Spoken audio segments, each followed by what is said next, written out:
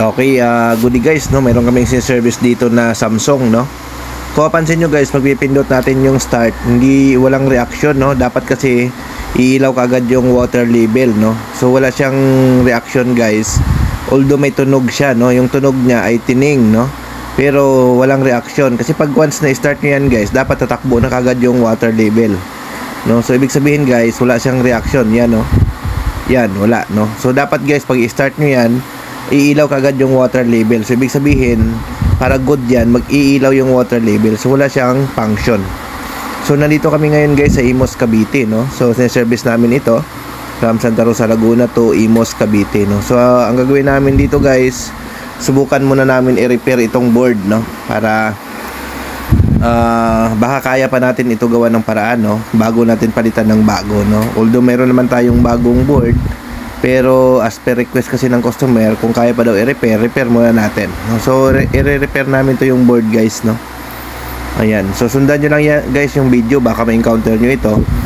At kahabang kayo ay nagsiservice ay ma-encounter nyo yung ganitong problema. So magkaroon kayo ng idea kung anong mga dapat gawin kapag ganito ang problema, no? Although maraming beses na natin ito na in-upload, no, yung mga ganitong problema, pero iba-ibang problem kasi ang bawat senaryo, no? Lalo na yung start post problem, no? So ito po ay start post problem, no? Ayaw mag-start. Ayan, so binaklas lang natin yung board guys, no? Kasi ang gagawin natin dito, operahan natin yung board na to para ma-repair natin, no? So yun, no? So sa mga gusto magpa-service sa amin, message lang kayo sa aming Facebook page, no? Or sa mga gusto mag-order ng parts, available din sa amin guys yung parts, no? Yung board nito available din sa amin. Wala lang kami COD guys, no? More on GCash payment kami kapag nag-order kayo ng parts sa amin. So hindi kami nagsi-COD. Ayan. So ayan guys, no? Nabaklas na natin. So ang gagawin namin dito guys, meron lang dito kasing test point kung tawagin, no? Kapag ganito ang problema, yung start post, no? Dito guys, mayroon ditong optocoupler, no? Itong area na yan, may optocoupler yan, no? Kapag nakaharap kayo sa optocoupler, yung kanan na paa, dapat mayroon siyang connection dito sa diodes, no? Ito guys, yung diodes, no? Mayroon siyang continuity. Ibig sabihin dito yan nakakonect, no? So, ang gagawin nyo guys, gagamitan nyo siya ng tester, no?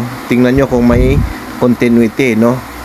So, kung wala siyang continuity, ibig sabihin, yan yung nagkukos ng start problem, no? So ngayon ang ginawa namin, tinest namin siya, good siya, no? Mayroon siyang continuity, no? So ibig sabihin okay ito, no? Walang problema yung connection ng autocoupler at saka ng diodes, no?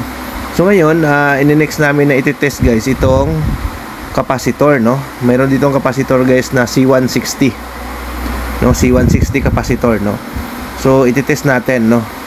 So ang gagawin natin, linisan lang muna natin to, no, para matest natin, no? So ayan, so i-double check lang natin to guys, no, yung pinaka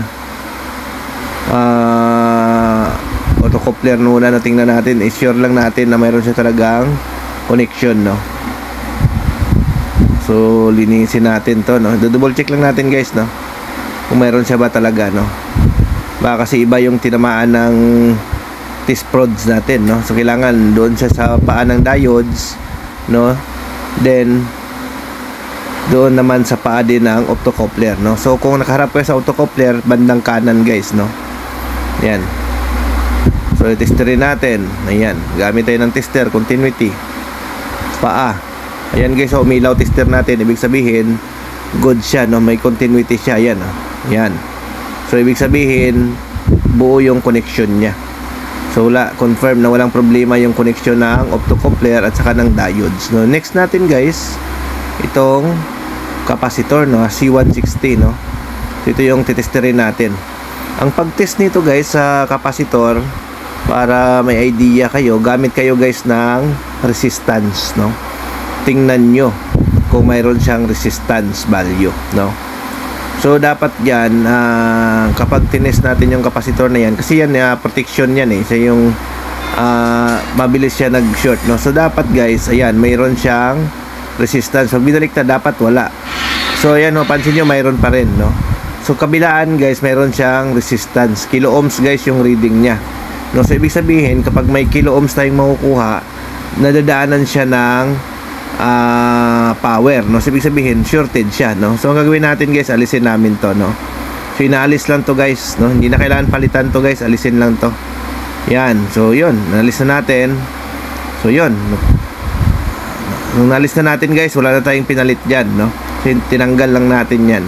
So ngayon testingin na natin, no? Kung gagana na dahil inalis natin. At yun yung nakita natin na may problema, no? Ayan, yusin lang natin guys, no? Para matesting natin. Ayan, so yan guys, i-on natin, start. Ayan, kung mapainsin nyo guys, so umilaw kagad yung water level. So ibig sabihin yun, working na siya, no? Nagkaroon na siya ng reaction. Kanina kasi pag pipindutin natin yung start, wala siyang reaction, no? Yung water level, yung ilaw hindi gumagalaw, no? Steady siya. So ayan, so ibig sabihin guys, working na siya, no? Yan. So ulitin natin. Ayan. Lagyan natin sa spin, start. Ayan, mapapansin nyo guys, nagbi-blink na yung ilaw. So may reaction na siya, no? Kanina hindi siya nagbi-blink. So ibig sabihin sira talaga yung board, no? So yun, ang naging problema guys, yung capacitor, no? Yun yung naging issue niya. Nagkaroon siya guys ng shortage, no? So inalis lang natin yun guys, no? Ayan, so yun, no? Sana makatulong po yung video natin na to, no? Sa mga baguhan at sa mga dating technician na hindi pa ninyo alam kung ano dapat gawin sa mga ganitong problema. So ayan guys, umiikot na yan, no? So ang gagawin namin guys, ipipix lang natin to, no? Dahil inoperahan natin to, ibalik ulit natin yung cover, din lagyan natin siya ng glue, no? Para meron pa rin siyang protection, no? Para hindi pa rin siya orsilyado pa rin ito, no? So ayan, so lagyan lang natin to guys ng glue para naman hindi mapasok ng tubig, no?